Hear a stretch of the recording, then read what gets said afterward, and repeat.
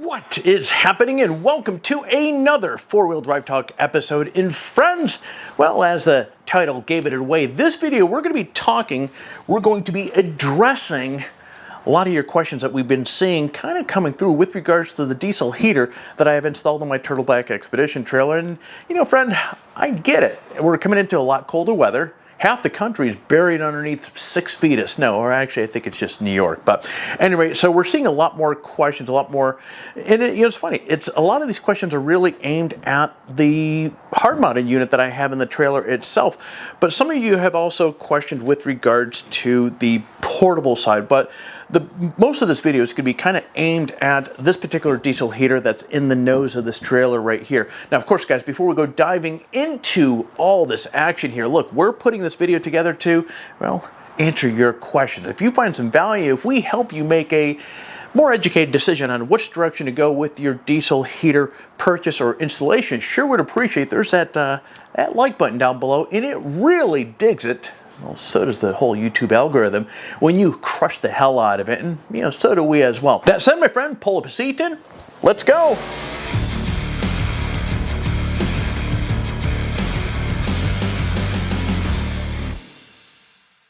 All right, friends, so as many of you know, the heater that you're going to see in here, this is a Planar 2 kilowatt diesel heater.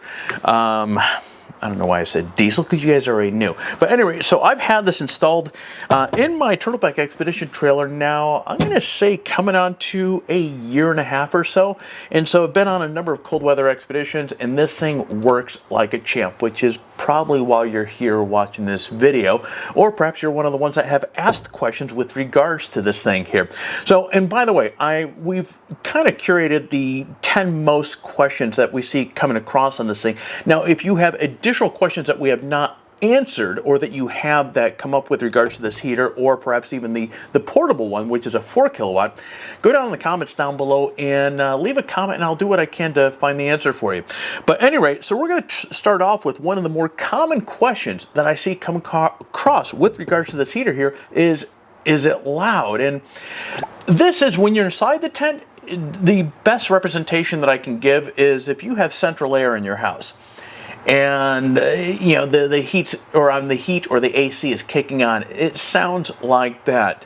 Now, I will say a few years back we did a test with a cheap Chinese diesel heater. That thing was very loud, and you can actually hear the fuel pump really kicking away that tick tick tick tick noise, and it was noticeably a lot louder inside the tent as well. But with regards to the 2 kilowatt, this thing, well, even for that matter, and I said a moment ago I wasn't going to spend much time talking about the 4 kilowatt, but the 4 kilowatt, because you can get a 4 kilowatt heater just like this. I opted for the 2 kilowatt, then I went with the 4 kilowatt for the portable unit.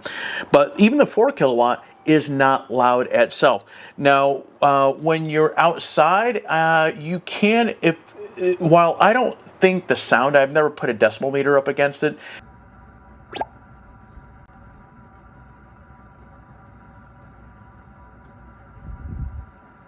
It's not really loud. I have the exhaust routed underneath my trailer here. You can get exhaust for them. I have one here for it. I never put it on because it is just, frankly, it doesn't need it. So from a loud standpoint, no, it's not very loud at all. Now, is it hard to install? Now, that really is going to depend on your aptitude or comfort in the garage and so forth. In the Turtleback here, I found it to be quite. Let me move some things out of the way here. Okay, we're going to get to that thing in a moment. So I'm going to come over here, and I'm going to use the GoPro for this view here. We'll move all my hoses or my wires down there. Okay, so from the installation standpoint, you want to clarify when you order one of these, because it's going to come default, I want to say, with a flat plate. What I have underneath here is a L-shaped plate, and so you can actually see on the outside. So this is where I have it bolted through, and then the heater just sits on top of it, and there's 2 bolts underneath there that lock that in place. Now, I did have to drill 2 holes through this here, and you want to be very clear. This one's the exhaust port, which self-explanatory, has a bunch of insulation around it, and you also have the air inlet for the heater itself. Now this is for the combustional side of the heater, not to be confused with the air inlet here that's going to be sending heat out to up to your tent. Now something I do want to point out, seeing that I'm noticing something here, is my gasket that I'd used, or the sealant that I used down here, is cracking. Even though this has insulation around here, you want to make sure how you install this, you give it plenty of space. This does get hot and it will burn things. I have gotten a little too comfortable with some plastic bags up here, and those plastic bags have melted to this here when this thing gets moving along. So it does get hot, guys, so make sure you give plenty of space for this thing to be able to breathe. And then on top of that, from an air input standpoint, so you want to, if you're mounting it in a nose of a trailer like this, never close this all the way, never seal this all the way, because you want to make sure that this has enough airflow to be able to suck through this thing in order to do what it needs to get air up into the tent. But from an installation standpoint, I mounted my fuel pump up there, which is a simple bolt coming through. Now on the outside, you can see I'm using a red fuel canister, and I get it, yeah, yellow is supposed to be diesel, but I like red because it looks better. I use a simple Rotopack. This worked out really well, and so all I did is I mounted it through the normal bracing, routed the hose through here. This is a kind of quick release, not quick release grommet, but it's a compression fit grommet that worked out really fantastic. So from a complete installation standpoint, I'm going to say this took maybe about 3 hours, and so it wasn't, it really is straightforward. When you order the heater itself, you want to clarify which bracket that you want. Again, because default, I'm 90-ish% sure it's going to come with a flat bracket on there. And if you're mounting it like I have it here, you want to make sure you get it with the L shape, and so they'll probably just swap it out for you. I think. I don't think, I can't remember whether that was an upsell Porsche or whether there was an additional fee with that or not. All right, how much heat does it put out? Now this is a good question, because when you think about it, these tents, they have little to no R value. There's no insulation on there. So this 2 kilowatt heats this thing. You can get a couple different types of thermostats with these things. I opted for the touchscreen digital one, so I set this to 70 degrees, and this thing stays 70 degrees up in there. Excuse me. But from a BTU standpoint, now the smaller 2 kilowatt unit, this is a 7,000 BTU unit, or max 7,000 BTU. Now the 4 kilowatt unit, that's double of this, so that's going to put out 14,000 BTU. So I mean, again, if you're just heating up a rooftop tent, frankly, guys, the 2 kilowatt, save yourself a few bucks in your wallet there. The 2 kilowatt is all you need. All right, the next question that we see coming through is, how do I get the heat from here up to the tent? And I've demonstrated some of the earlier videos that I've done. I have the heater right here, and what I will do is, the hose that you'll see in a moment, I will route it, I'll actually attach it on here, and I'll route it through this port right here, which I just kind of cut it out a little bit there, and then I'll just stick it up into the tent itself. This is the hose that I'm talking about. Now I picked this hose up off of Amazon. I want to say it was 86 bucks. It's a high temperature auto grade silicone hose. It fits perfect. I want to say this is 2.5 inch. So I will run the pipe, as I mentioned there a moment ago, into here and just cinch it onto. Actually, it just sits really nice. This almost fits perfectly. Actually, I'm using the wrong end. But anyways, it fits perfectly onto the end of the diesel heater. So you can see this works out really well. Now, I do have this hammer here because I'll keep the hose off of the battery, because again, this pipe does get warm, so I don't want that sitting on the battery itself. But anyways, that's all I do, is I just run that, plug the hose onto the diesel heater, run it up into the tent or my annex room when I had the other tent on there. Now, another big question, especially with rising fuel costs, and unfortunately the fuel prices seem to be coming down, but diesel is still costs a little bit more than regular gas. And so the next question is, how much fuel does this thing use? Now, this is a 2.5 liter container that I have there, so roughly, I'm sorry, 2.5 liter, geez, 2.5 gallon. Now, this what I have here, this 2.5 gallon Rotopack right here, this is going to last me roughly about 40-ish hours or so. So again, that's running full steam with the 2 kilowatts. So this thing really, you get a lot. So if you're heading out for a long weekend, again, that's 40 straight hours. So that's 4 nights. Now during the day, I never run it. So if I wanted to stay out for 4 nights, this thing's going to do it for, it will actually give me 4 10-hour nights with this thing running at full steam. So it runs quite efficiently. Now with regards to how I control this, which I mentioned a moment ago, if I could find where I did it. Okay, you have this digital LCD screen here, and it's actually quite intuitive. When you want to, when you have it plugged in, you just matter of, actually, where's my power? And I'll just play show and tell a little bit with this here. So this is what I do. When I get out to location, I take my power line, which I'll get to this in a moment, which is actively, as always, plugged into the batteries there. I plug it into the port on the bottom, and 52 degrees inside here. It is 6 o'clock right now. Oops, if I can get that focus. 6 o'clock. It's going to get cold pretty darn fast here. So, anyway, we're going to fire this up here. And as you can see, I have the hose just kind of tucked in around over there. I'll move that a little bit later. But to get this thing fired up, you're just simply going to press the center. And now what's going to happen here is the diesel heater, as you can hear, going to go through its startup cycle. And we should start seeing something happening here. You can see the little heat thing there, which is indicating that this thing is going to fire up.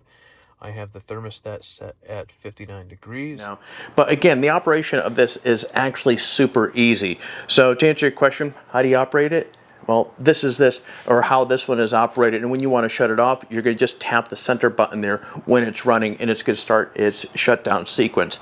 Now, they do sell, as I mentioned a moment ago, this is a upgraded thermostat that they have.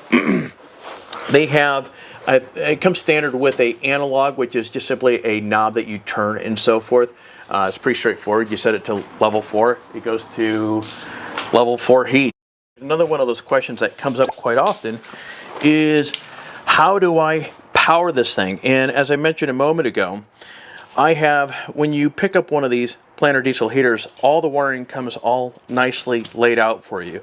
And so with a diesel heater, you might have noticed in some of the previous videos I talk about, one thing that is absolutely critical with these things is you want to have a very solid power connection. So I have these connected directly to, I have two 100 amp hour Ultimatron batteries here. Now, I don't need all this for the diesel heater.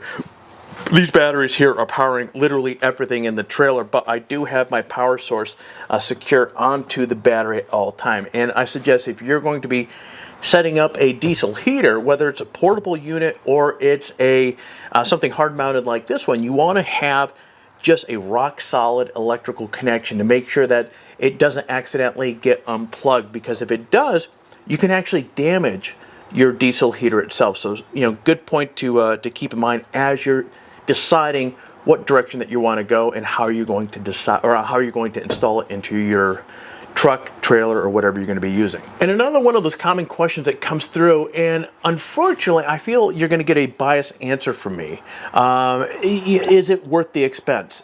Now, I've said this many times over and over again. Hands down, I did a video, a couple months ago with regards to my top, I think it was 15 accessories for my Turtleback Expedition trailer. Hands down, the diesel heater. Actually, I think I opened up with this. It is a game changer. I really enjoy doing cold weather expeditions, and this is, because prior to this, if you wanted to get warm, you use a buddy heater or some sort of propane heater, which of course you have to deal with a lot of the moisture and so forth. This creates a fantastic dry heat, which is amazing. And as you saw there a moment ago, getting this thing set up, I plug in the power line, I run the hose up into the top there, I set the thermostat to what I want. That's it.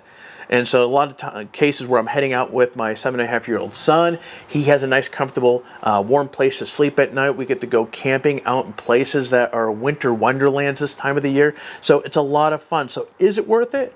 If you enjoy getting out camping or would like to explore getting out camping in colder weather, heck yeah, it is worth it. It is an absolute game changer. Now, some of you may want to be able to split the heat. And so this is another question that comes through is, can you split the heat? And the answer is yes. Now, this is something I've not yet done. Now, you can actually order one of these pipes through Planar. Now, what I'm planning to do with this here is I'm going to route the line that you saw a moment ago through the bulkhead right here into the cargo area of my Turtleback. Now, there's 42-gallon water tank in there, and what I'd like to do is I'm going to have this air inlet right here heating the cabin of the Turtleback, so it keeps the water levels and everything in there. I'm sorry, not water levels, but keeps things warm above freezing. And then this will come up through the top for the tent itself. Now, alternatively, you can heat a buddy's tent. You can heat a annex room with this. And so, yeah, so they have these splitters available. So to answer those of you that have asked, can you heat multiple items? Yeah, you can. You just need one of these little doohickeys here. I'm going to go with it. Anyways, need a wire. So closing off, the final question that I'm going to address here is portable versus hard mounted. Now, this is really going to depend on what you're looking to get out of your cold weather camping and so forth. A hard-mounted unit, when you're in a trailer like this, it's out of the way. It doesn't take up much space, and it's not something that you have to go taking in and out of your vehicle. And it's always here, and I'm never going to forget it. A portable unit, there's pros and cons to both of these. With something like this, the con is, well, with the exception of running a splitter or having a long hose, but then a long hose becomes your enemy because you start losing heat. The longer this hose is, you start losing heat out of there because, for obvious reasons, physics. With a portable unit, you have a lot more options. So the portable unit, I can heat my garage if I'm out here tooling around because my garage is not heated. I can heat the back end of my truck when I do topper camping or want to camp out in the back of my truck. When I head out in my Russian Bear tents, I can use the portable unit. If I have friends coming along and they're not going to be, we want a little space from one another, and I don't want their tent close to mine, I'll let them use that one. So the portable unit has a lot of flexibility, but the downside of that is it's just something you have to physically pick up, and it's a little bit larger, so because you have that case that's wrapped around that whole thing.